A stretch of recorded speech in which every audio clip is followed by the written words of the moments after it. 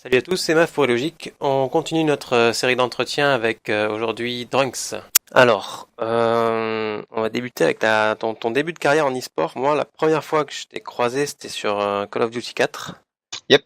Est-ce que c'était tes vrais débuts dans la compétition? Hem, on peut dire que ouais, c'est là où j'ai un peu enfin, je me suis dit: «Je vais m'y mettre, sérieux». C'était vraiment Call of Duty 4. J'ai jamais vraiment rien fait d'exceptionnel, sur Call of Duty 4. J'ai passé énormément de temps dessus, je pense qu'au total pas loin de 5000 heures.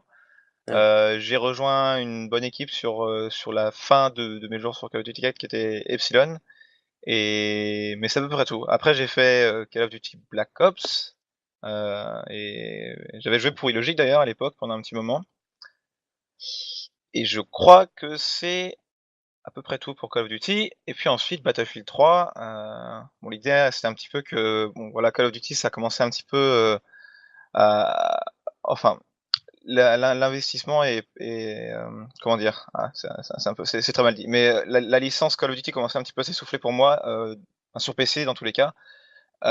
Et du coup, avec Battlefield 3 qui pointait un petit peu le bout de son nez, la bêta qui était vachement cool, malgré tous les bugs. J'avais vraiment, bien accroché à Battlefield 3. J'avais déjà joué au Battlefield, auparavant, donc je savais un petit peu à quoi m'attendre et ouais, avec Battlefield 3 qui est sorti, je me suis dit: «Je me lance dessus». Sur Battlefield 3, il y a eu la Coupe de France, il y a eu pas mal de petits tournois sympas, qui se sont passés à l'époque et ensuite, Battlefield 4 avec AA, j'ai commencé, avec qui j'avais également joué sur Battlefield 3, et puis Fnatic, pour les 2 dernières années, sur Battlefield 4. Comment t'es arrivé chez Fnatic? Enfin, passer d'équipe purement française jusqu'alors à une équipe européenne avec Fnatic. Comment ils t'ont Bah, contacté? Ça s'est passé comment? alors disons déjà, j'ai toujours plus ou moins joué avec des joueurs étrangers en dehors du fait de jouer avec des joueurs français. Déjà sur Call of Duty 4 par exemple, je jouais presque qu'avec des étrangers. Donc j'avais plus ou moins des facilités à communiquer avec, enfin en anglais et cetera, donc c'était pas trop un souci. Et ensuite oui sur Battlefield 4 donc, on avait joué la DreamHack Winter 2013 avec AA, on s'est placé 2e à la grande surprise de tout le monde parce qu'on n'avait même pas été invité au tournoi. On est tombé dans le tournoi, suite au désistement d'une équipe, je crois que c'était Team Acer à l'époque. Hmm. Et on a fait une bonne surprise. Je pense que pour ma part, j'avais fait une performance pas trop dégueu. Bah, du coup, après, il y a eu les EMS One, la première saison, donc je crois que c'était en novembre ou décembre 2013, que j'ai joué avec un mix et Fnatic a joué également. Et ils sont tombés face à Pyro LDLC à l'époque. Euh, et du coup, juste derrière, ils ont décidé de faire un changement dans l'équipe. Et suite à la performance qu'on a eu, qu'on a fait durant la DreamHack Winter 2013, ils m'ont offert de les rejoindre pour le reste des saisons sur Battlefield 4. L'équipe A sur Battlefield 4 au début, c'était la même que celle sur Battlefield 3? Je crois que non. Alors en fait, l'équipe Battlefield 3 au tout début, on avait Joe, Scythe, Nems, Enox et moi-même, et Tomesh. Et Ah, ensuite sur Battlefield 4, je crois que de mémoire, donc Nems ne jouait plus, Joe ne jouait plus non plus. Et on a pris donc Raiden et est-ce que j'ai un trou de mémoire actuellement? Ta, ta, ta, ta, ça alors on a eu Tomesh, Enox, Raiden, Scythe et moi-même. Ouais, voilà. d'accord. Et finalement, ils ont pas continué tous ces joueurs à part toi, en fait. Je crois que Si Reden, peut-être, non, même pas. une fois que je suis parti, en fait, juste après la DreamHack Winter 2013, AA c'est un petit peu changé. On avait Tomesh qui voulait reprendre ses études et s'y mettre très sérieusement. Sav qui avait perdu un petit peu de motivation. Et on a essayé un petit peu de remanier l'équipe. On a gardé Raiden, on a gardé Enox. Puis on a recruté un petit peu quelques joueurs sur la scène. On a essayé avec Abrico et avec Bromas. On a eu quelques semaines, on a joué ensemble, ça s'est super bien passé. Et puis on a eu une baisse de motivation globale dans l'équipe et il s'en est suivi que j'ai reçu une offre derrière par Fnatic et du coup l'équipe A était terminée à ce moment-là. Et après, donc, avec Fnatic, vous allez dominer la scène Battlefield 4 jusqu'à ce que vous décidez d'arrêter, en fait. C'est ça. Alors il y avait Overwatch qui allait arriver. C'était la phase bêta à l'époque. Et l'ensemble de l'équipe, moi je voulais bien tester un petit peu, mais j'aime toujours Battlefield plus que Overwatch, donc je me suis dit, je me lance, on teste, etc. Et du coup, on n'a pas joué la dernière saison des ESL One, sachant que tout le monde voulait plutôt s'investir sur Overwatch et essayer de prendre un petit peu de l'avance par rapport aux autres équipes. Et du coup, ouais, voilà, c'était notre passif sur Battlefield 4. D'accord. Du coup, tes ex-mates chez Fnatic ont créé Reunited sur Overwatch, c'est ça? C'est ça. Tu les as pas suivis? Non, je les ai pas suivis. Je les ai suivis au tout début quand on a joué sous le tag Fnatic. Puis juste derrière, ils ont décidé de partir pour essayer de monter un petit peu leur structure tout seul, un petit peu comme Astralis l'a fait sur CS:GO. Et moi, entre-temps, j'avais reçu une offre de Fnatic dans le management de Fnatic, et donc aujourd'hui, je bosse pour Fnatic dans le management. Je m'occupe des équipes au global, des opérations avec les sponsors et des événements. Euh, le recrutement de nouvelles équipes, nouveaux joueurs, etc. C'est ton boulot à l'heure actuelle. Ouais, c'est ça, c'est ce que je fais à l'heure D'accord. actuelle. Et être enfin, tu réponds ou pas, hein, mais être dans une structure comme Fnatic en staff, est-ce que, enfin, tu en vis actuellement, tu arrives à en vivre ou c'est plutôt bien payé même ou... Oui, c'est un vrai job, c'est un job à temps plein pour moi. Donc c'était un bon move, on va dire, étant donné que être joueur sur Battlefield 4, c'était pas non plus le gros salaire, etc. Euh, Là, chez Fnatic, c'est un vrai job qui est assez bien payé quand même. Et ouais, ça me permet de vivre très convenablement sans trop de soucis. J'aime beaucoup ce que je fais au passage. Ce qui s'est passé en fait à la fin de Battlefield 4, j'étais pas très certain de Overwatch. Je voulais bien tester pour voir ce que ça allait donner. Et, euh, et derrière, l'offre de Fnatic me convenait parfaitement, étant donné que je voulais essayer de m'investir un peu plus dans l'e-sport. Et s'investir dans l'e-sport quand on est joueur, c'est pas aussi simple qu'avoir un poste manager et de pouvoir toucher un petit peu à tout, être en relation avec les structures, être en relation avec les organisateurs de tournois, les éditeurs, etc. Imaginons demain la compétition sur Battlefield 1 se développe bien, tu aimes bien le jeu. Si tu veux revenir comme joueur, est-ce qu'il faudra faire un choix ou est-ce que la structure te laissera faire un petit peu ce Euh, que tu veux? je pense que, en fait, c'est une discussion qu'on a eue au tout début, avant que je signe à mon poste. Si je voulais continuer à jouer en compétition, j'aurais pu. Bon, il n'y avait pas grand-chose à l'époque, évidemment, donc c'était pas trop la question, mais ça serait possible éventuellement. Peut-être que ça a changé aujourd'hui, étant donné qu'au final, ce que je fais me prend quand même pas mal de temps, et je me vois mal jouer autant qu'à l'époque de Battlefield 4 où j'avais vraiment la possibilité de me donner à fond. D'accord.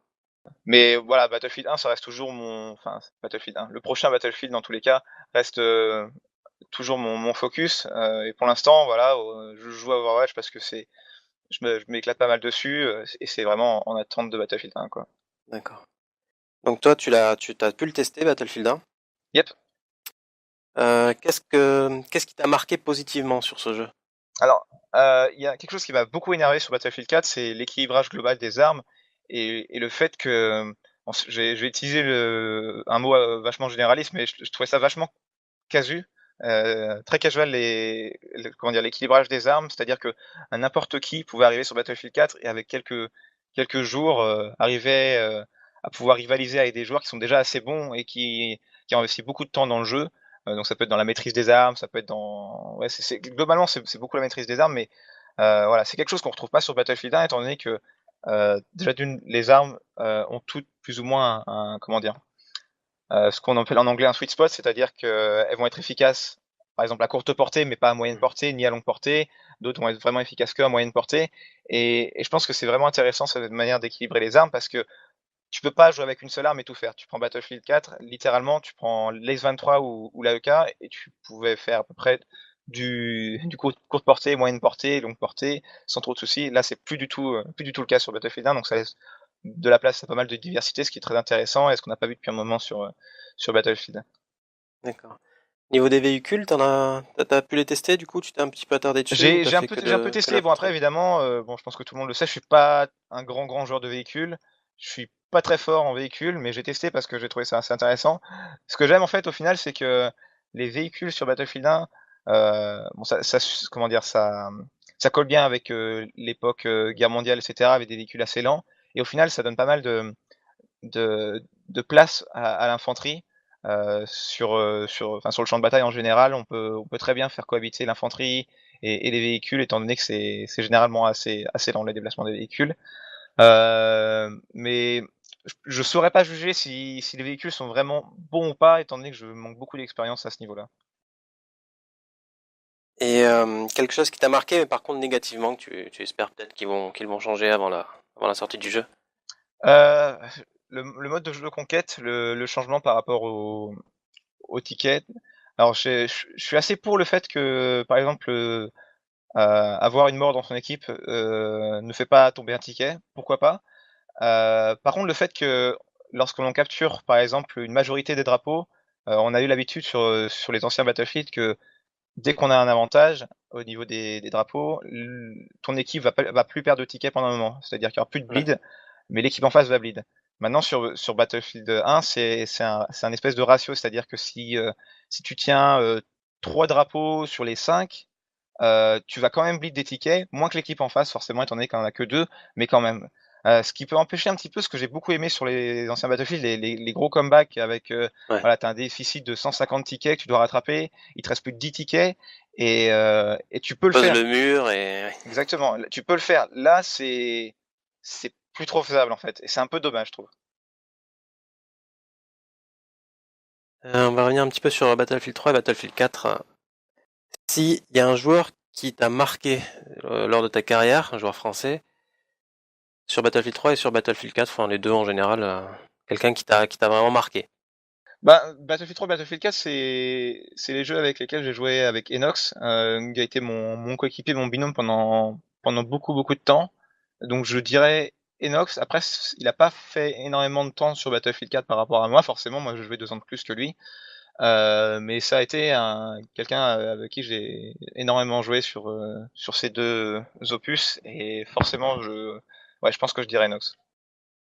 D'ailleurs, si on peut revenir un petit peu sur le début de Battlefield 3, t'arrives chez JFR, qui à l'époque est une multi qui n'a pas fait beaucoup parler d'elle en e-sport, et Yep. vous surprenez vraiment beaucoup de monde, parce que vous arrivez quand même à être vice-champion de France derrière AA, en battant des bonnes équipes. Personne vous a vu venir, les joueurs qui avaient dans ton équipe, personne les a vu venir non plus. Comment vous êtes arrivé déjà à vous trouver, vous cinq, et puis ensuite à rouler comme ça sur à peu près tout le monde? Alors, au tout début de Battlefield 3, je faisais un petit peu le choix entre mes études et jouer. Et au final, j'ai un petit peu, comment dire? J'ai un peu replongé dans les jeux. Et en fait, je suis arrivé chez JFR avec l'idée: «Ouais, je vais jouer pour le fun un petit peu de temps en temps, dès que j'ai un petit peu de temps». Et puis, il y a un petit peu mon instinct compétitif qui a repris le dessus, et je me suis dit: «Allez, on va faire de la compétition avec ces joueurs qui jouent plutôt pour le fun». Vu qu'on était une plutôt bonne bande de potes, on s'amusait assez bien. Et au final, on s'est mis à beaucoup, beaucoup s'entraîner, on a joué vraiment pas mal, on a commencé à surprendre quelques équipes, à se dire: «En fait, on n'est pas mauvais, on a un bon team play, potentiellement, on est vraiment tous assez bons». Je pense qu'individuellement, on était 2 ou 3 à être assez bons individuellement. Après, c'était pas forcément le skill individuel qui faisait tout dans cette équipe-là, mais on avait une très, très bonne cohésion qui marchait assez bien. Et c'est vrai que cette équipe-là, voilà, on s'est dit: Ça peut marcher, on essaie de tout donner», et puis au final, voilà, GIFR c'est passé d'une équipe fun à une équipe qui potentiellement peut rivaliser avec pas mal d'équipes. D'accord. Un joueur que tu n'as pas apprécié par contre, toute ta carrière Battlefield.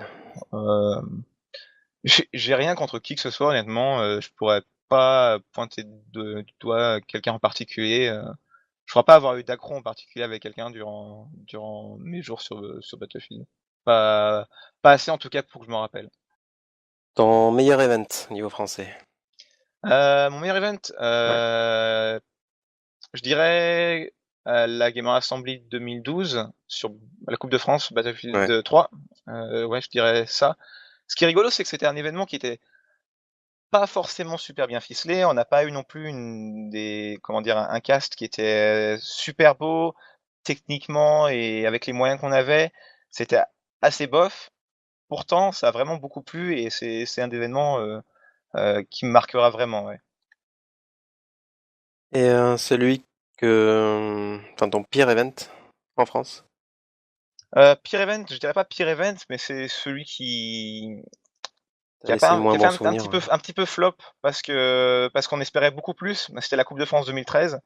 Ouais. On avait vu arriver quelque chose d'assez gigantesque avec la Geeks à l'époque. On s'est dit ouais, ça va être énorme, ça va être une sorte de DreamHack à la française. Et au final, ça s'est pas fait du tout. Et je crois que hier, on était un petit peu dans une super mauvaise position, étant donné qu'ils ont dû nous repenser leur plan à la dernière minute. Je sais qu'à l'époque, ils travaillaient avec LDLC, donc LDLC est arrivé et les a un petit peu secouru là-dessus. Mais c'est pas, voilà, c'était pas la finale qu'on espérait. On s'est retrouvé un petit peu dans les locaux de LDLC. C'était pas la grotte, mais c'était pas loin quand même. Euh, mais ouais, voilà, c'est dommage. Voilà, pour une finale de Coupe de France, qui était l'événement le plus prestigieux sur Battlefield 3 à l'époque, même enfin, d'un niveau français, même au niveau européen, étant donné qu'on était sûrement le seul pays qui soutenait vraiment l'e-sport sur Battlefield 3. C'était assez dommage voilà, de finir une belle saison sur un événement voilà, en demi-teinte. La Geeks, pour ceux qui connaissent pas, c'est une LAN qui devait être organisée, la plus grosse LAN de France, qui devait accueillir beaucoup de joueurs. En parallèle, il y avait des DJ qui devaient venir, enfin ça devait être une ambiance de dingue, enfin une DreamHack à la française, quoi. Une grosse DreamHack. Ouais. Quand tu joues en compétitif, tu joues combien de temps par jour? Ton temps de jeu? À l'époque ou maintenant? Bon, bah à l'époque, À quand tu l'époque, joues vraiment pour la gagne, quoi, pour la compé. sur Battlefield 4, je Ouais, dirais par jour 5 heures par jour, je dirais. ouais. C'est environ. 5 sur 7? 5 jours sur 7? 5 jours sur 7, ouais. Donc Ouais. c'est pas non plus énorme, honnêtement, par rapport à l'investissement qu'on pouvait potentiellement avoir. Euh, je compare aujourd'hui avec Overwatch, où je vois énormément de joueurs qui s'y mettent à fond, mais c'est du 7 jours sur 7. Ils commencent les practices à 14 heures en début d'après-midi et ils finissent à minuit le soir. C'est un peu un autre monde encore. Comment tu définirais ton rôle au sein d'une équipe? T'es plutôt le mec qui va l'idée, le mec qui fait les strats? Euh, Individuellement, en skill individuel, je pense pas non plus être quelqu'un qui est extrêmement bon. Je suis pas mauvais, je pense, mais je pense pas que ce soit là où je sois vraiment le meilleur. C'est sûrement ma capacité à l'idée une équipe et à pouvoir apporter une très très bonne ambiance au sein de l'équipe, de la cohésion, comment dire, de la vision de jeu et ouais, je pense que je suis plutôt quelqu'un de leader et pas forcément quelqu'un qui est très brillant d'un point de vue performance individuelle. Tu penses revenir un petit peu sur Battlefield 1? Ah forcément, oui, Ouais, c'est sûr et certain. Dès que Battlefield 1 sort, j'attends que ça, moi. d'accord. Overwatch, c'est un petit peu mon T'as stand-by parce qu'il déjà... y a pas mieux, j'ai envie de dire. Battlefield 4, c'est un peu mort, il y a plus de compétition, donc forcément ça m'attire moins. Tu penses qu'il y aura de Euh, la compétition sur Battlefield 1? je l'espère, je l'espère. Je pense qu'il y a toujours quelque chose à faire. Si la communauté est présente, j'espère que EA et DICE répondront. Imaginons que... Bon, imaginons, hein, que la scène 8-8 se développe. Est-ce que ça s'intéresserait, toi, de jouer en 8 contre 8? Enfin, 8-8 ou J'ai joué un 12-12, petit peu enfin, en 8 avec des contre véhicules, 8 quoi. sur. Ouais, j'ai joué un petit peu en 8 contre 8 sur Battlefield 4 et ça m'avait assez plu. C'est une expérience différente. Je suis pas forcément très fort en véhicule, donc je sais pas non plus trop jouer contre les véhicules.